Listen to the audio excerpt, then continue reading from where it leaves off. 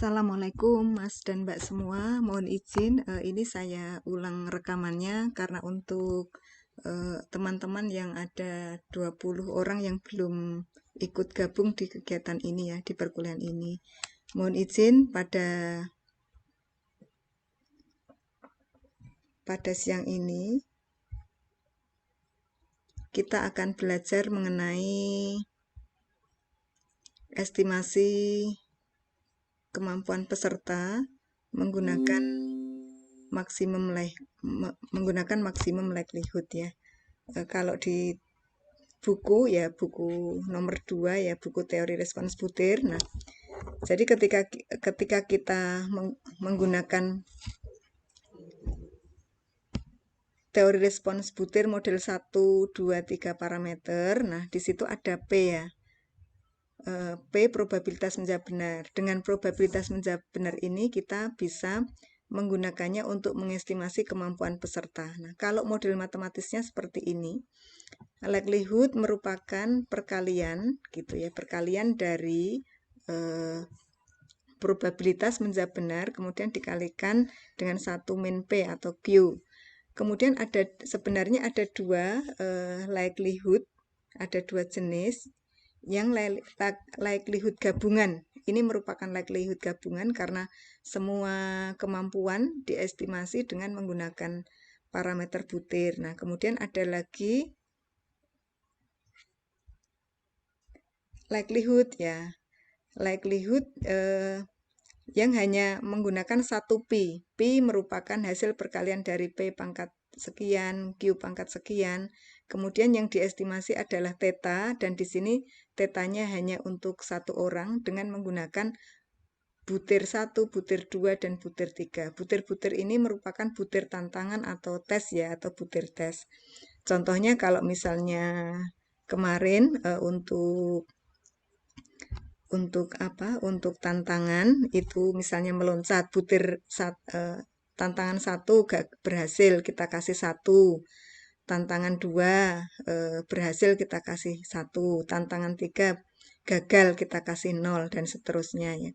Jadi B1, B2, B3 itu merupakan tingkat kesulitan soal atau tingkat kesulitan butir atau tingkat kesulitan item yang digunakan. Kemudian di sini tetanya adalah kemampuan. Jadi kalau P-nya 1 itu hanya estimasi teta saja, estimasi satu orang saja atau disebut sebagai estimasi titik. Sementara kalau P-nya yang dikali-kalikan itu ada 2, baik itu untuk diputar untuk I untuk butir dan J untuk semua kemampuan. Jadi yang pada kasus 2 ini, yang pada kasus bawah, likelihood-nya adalah hasil perkalian kasus-kasus seperti ada hasil perkalian kasus-kasus pada persamaan yang atas atau untuk semua orang, itu yang diestimasi adalah theta untuk semua orang gitu. Jadi atau likelihood gabungan. Keduanya bisa digunakan. Nah, tergantung nanti tujuannya. Apakah mau mengestimasi yang atas atau mengestimasi semuanya yang bawah. Kemudian caranya insya Allah nanti kita akan coba menggunakan Excel ya, dengan data dengan probabilitas peserta baik 1 PL, 2 PL maupun 3 PL. Kemudian ini sebelum ke ini dulu, sebelum ke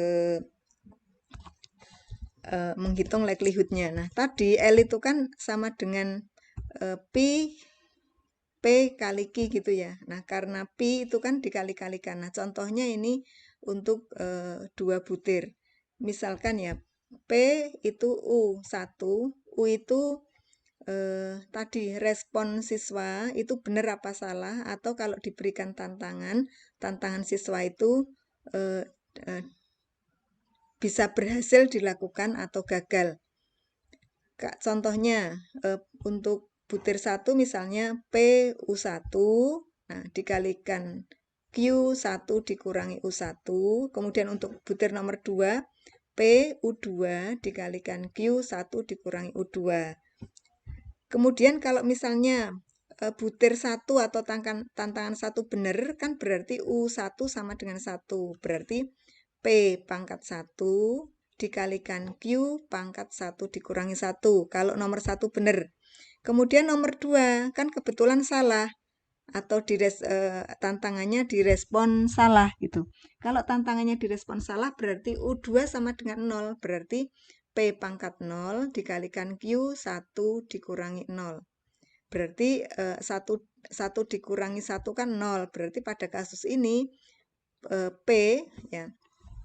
P untuk butir pertama, kemudian untuk butir kedua itu P-nya 0, P pangkat 0 kan sama dengan 1, berarti Q pangkat 1 dikurangi 0 tinggal Q, berarti di sini Q2. Demikian seterusnya. Nah, kemudian contoh kasus ya, contoh kasus misalnya ya. Misalnya Harry ya, Harry semua tantangan, nah disuruh menembak 4 kali di lapangan basket untuk memasukkan bola ke ring. Nah, karena saya nggak suka basket, tantangan pertama gagal, tantangan kedua gagal, tantangan ketiga gagal, tantangan keempat gagal. Karena gagal semua, nanti yang dipasang jadinya, nah, likelihood untuk Harry itu Q1, Q2, Q3, Q4. Nah, misalnya ini Mbak Anissa. Mbak Anissa 0, 1, 1, 0. Nomor 1 menjawab butir dengan salah. Nomor 2 benar, nomor 3 benar, nomor 4 benar. Berarti L untuk Anissa, likelihood untuk Anissa adalah Q1, P2, P3, Q4. Kemudian untuk Binti 1100 berarti likelihood untuk Binti adalah P1, P2, Q3, Q4. Untuk Evi, likelihood untuk Evi itu P1, P2, Q3, P4. Jadi karena hanya nomor 3 yang salah, berarti Q-nya dipasang di nomor 3 gitu. Jadi dari sini kita bisa membuat ini ya, membuat likelihood-nya ya. Jadi kita bikin sheet baru seperti kemarin. Nah, kemudian karena diketahui tingkat kesulitan tantangan atau tingkat kesulitan butir 1 tingkat kesulitannya negatif 1,2, 0. Nah, kemudian yang ketiga tingkat kesulitannya 1, butir nomor 4 tingkat kesulitannya 2. Kemudian kita hitung probabilitas menjawab benar, kita gunakan model 1PL ya. Model RAS ini model RAS dengan menggunakan seperti ini. Jadi diketahui B1, B2, B3, B4. Kemudian ini persamaannya, kita akan menghitung probabilitas untuk tiap butir yang dari probabilitas itu kita gunakan untuk menghitung kemampuan atau theta masing-masing peserta gitu. Kemudian di sini kita buat di sini ini ya untuk kolom B ini probabilitas untuk butir pertama, kemudian tetanya merentang ya, merentang dari negatif 4 sampai plus 4 dengan selisih 0,1. Mas-mas, mbak-mbak bisa menggunakan dengan yang lebih detail ya. Gitu. Kemudian dihitung di sini. P. Nah, kita gunakan fungsi eksponen, fungsi model RAS kita masukkan. Kemudian probabilitas 2, 3, dan seterusnya kita masukkan, kita copy sampai kita copy baris pertama ini, kita paste sampai ke theta sama dengan 4.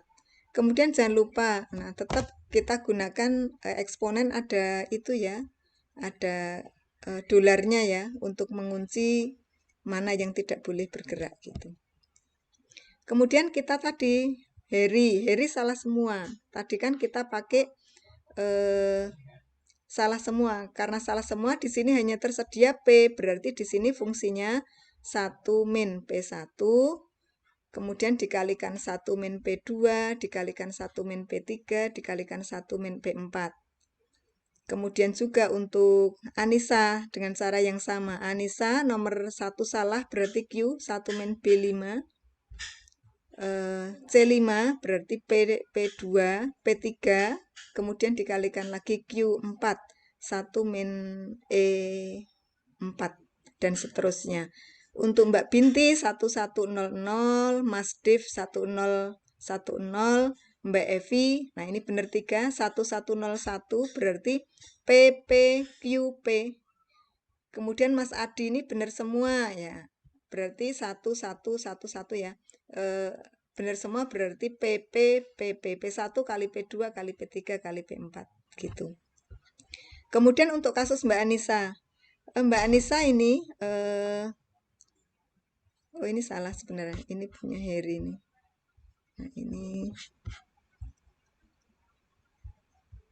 Nah, ini Mbak Anissa ya. Mbak Anissa, kita amati polanya ya. Ini nilai likelihood untuk Mbak Anissa. Ini naik terus 0, 1, 6, 18, 19, 21, 26, 27, 28, 29, 294, ini 294, 2965, 2968. Nah, terus di sini turun. Berarti kalau kita lihat polanya, kalau kita pakai chart gitu ya.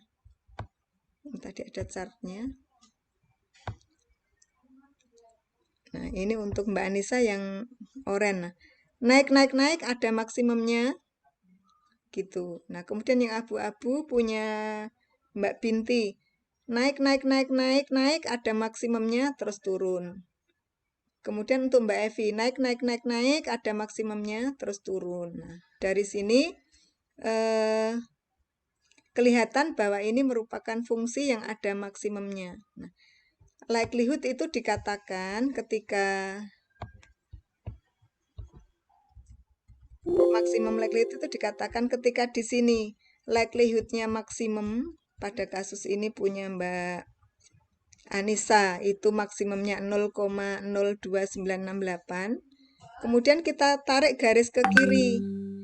Kita tarik ke kolom ke kiri sampai ketemu theta.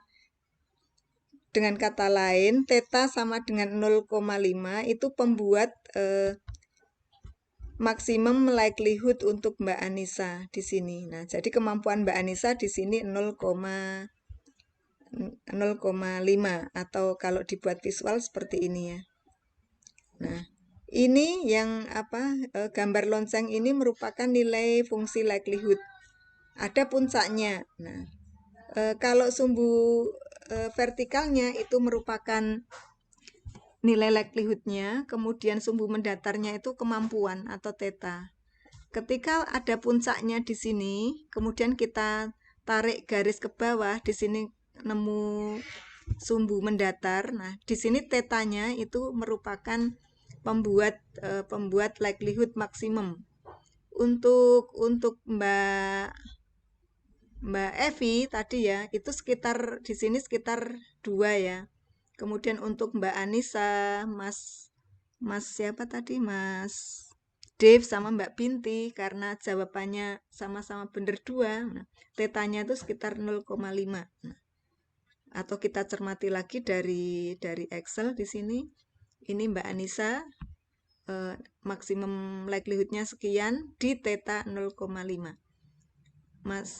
Mbak Binti maksimumnya sekian, tetanya 0,5. Mas Dev sekian, tetanya 0,5. Jadi ketiga orang ini memiliki teta yang sama. Nah, kemudian untuk Mbak Evi, nah ini Mbak Evi,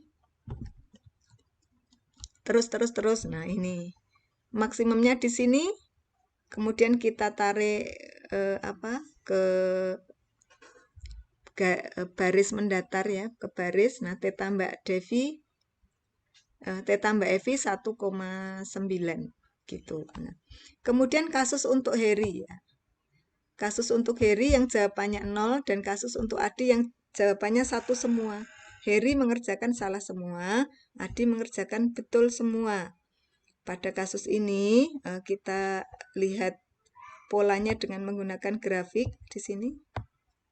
Ini yang biru ini Heri, yang hijau Adi. Ini. Yang biru Heri, yang hijau Adi. Nah, pada kasus Heri diperpanjang ke kiri juga tetap ini ya, tetap maksimum. Jadi maksimumnya itu terus gitu. Atau dengan kata lain ya, maksimumnya ndak ada.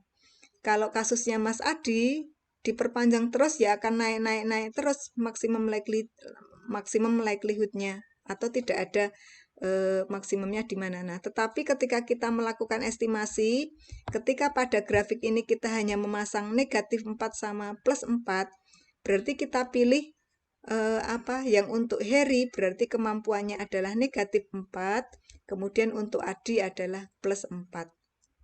Jadi nilai minimum yang kita gunakan itu ketika seorang siswa atau responden itu merespon dengan salah semua atau gagal semua, sementara yang satu-satu itu betul semua, kita kasih nilai yang maksimal, yang tinggi, yang paling tinggi untuk estimasi kemampuannya.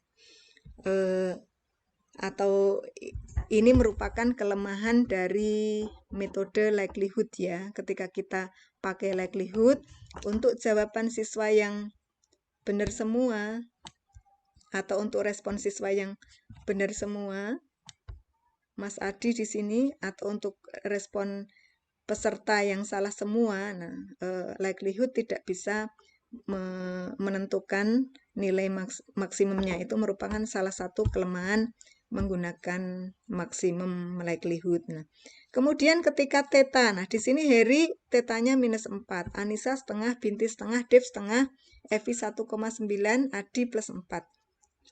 Banyak orang yang merasa risih dengan nilai ini ya, nilai Harry yang minus 4 ini. Nah, sudah berpikir kok dapatnya minus 4. Nah, sepertinya kurang menghargai. Untuk item response teori, karena distribusinya itu dimiripkan ke distribusi normal untuk daerah asalnya, jadi mulai dari minus 4 sampai plus 4, ini bisa kita rescale, kita skala ulang. Nah, bisa ke 0-100 seperti yang berlaku di masyarakat, atau seperti ke skala TOEFL atau ke skala yang lain. Skala TOEFL misalnya terendah 380, tertinggi 677. Nah, coba misalnya kita buat dari min 4 ke 4, kita buat ke skala 0-100, kita pakai perbandingan. Misalnya kemampuan theta, di sini X, nah kita pakai perbandingan X dikurangi 0, theta dikurangi negatif 4 sama dengan, nah, 100 dikurangi 0 dibandingkan 4 dikurangi min 4 atau 8. Jadi X dibagi theta plus 8 sama dengan 100 dibagi 8. Nanti ketemu hubungan antara X dan theta untuk konversi nilai ini gitu. Itu selanjutnya kemudian kita bisa menggunakan cara lain, yakni cara yang likelihood yang model kedua ya, yang dikalikan tetanya ya. Jadi kalau misalnya pada kasus ini balik lagi ke ini ya, yang bawah ya. Jadi kalau yang atas estimasi titik, kita bisa ke estimasi titiknya lebih dari 1. Jadi ada M theta yang kita estimasi, tetapi kali-kalinya menjadi semakin banyak. Nah, tentu saja ini menjadi rumit, tetapi kita bisa lakukannya dengan komputer atau program komputer, atau paling mudah ya dengan ini ya, dengan Excel ya gitu. Kita bisa lakukan dengan Excel. Kemudian nanti P-nya bisa diganti dengan 2 parameter, 3 parameter, 4 parameter, dan seterusnya. Yang penting kita gunakan likelihood-nya ya. Kemudian sebagai latihan, sebelum latihan, nah sebenarnya kalau di numerik kita bisa gunakan ilmunya kalkulus ya. Ketika turunan pertama sama dengan 0, nanti kan akan kita peroleh theta yang membuat likelihood maksimum. Nah, itu juga bisa digunakan, sifat ini bisa digunakan. Kemudian latihan selanjutnya adalah minta tolong mas-mas, mbak-mbak menggunakan cara yang sama untuk mengestimasi theta untuk 2 parameter logistik model menggunakan 4 butir dan 4 orang. Kemudian 3 PL itu dengan menggunakan 4 butir dan 4 orang. Yang mbak-mbak dicoba yang 2 PL, yang mas-mas 3 PL, kita estimasi maksimum likelihood-nya, kemudian ketika nilai maksimum likelihood-nya kita gunakan untuk mengestimasi kemampuan peserta gitu ya, kemampuan theta. Gitu Mas-mas dan Mbak-mbak, terima kasih untuk kuliah hari ini. Silahkan dikerjakan kuis ini ya, matur nuwun ya.